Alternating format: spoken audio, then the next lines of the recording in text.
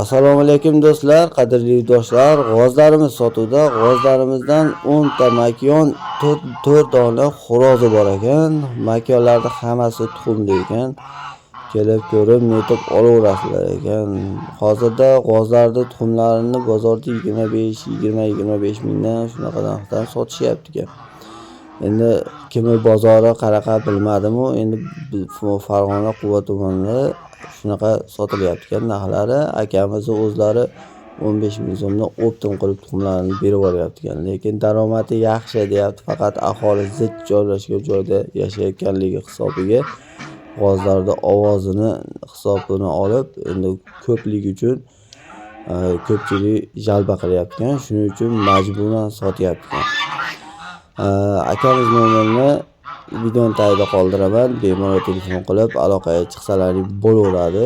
G'oz ham yaxshi daromad keltiradi. Hammasi sog'lom, hammasi hech qanaqa bir kasallik, boshqa narsa yo'q ekan.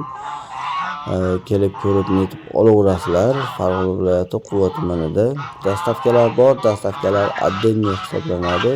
Kim qayerga bo'lsa pochta qilib chiqarib yuborishimiz ehtimollari ham ko'p. Qirg'iziston Respublikasida ham mabodo qiziqadiganlar bo'lib qoladigan bo'lsa, Qirg'izistonga chiqarish imkoniyatlarimiz ham bor.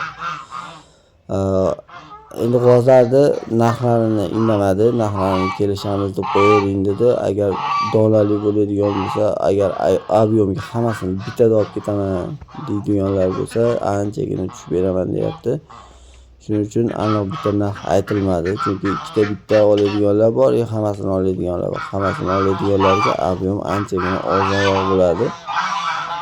Rahmat hammaga, sog' salomat bo'linglar. Kelib ko'raverasizlar, aloqaga chiqasizlar. O'sha nomerda telegramlari ham bor, telegramdan chiqsanglar bo'laveradi.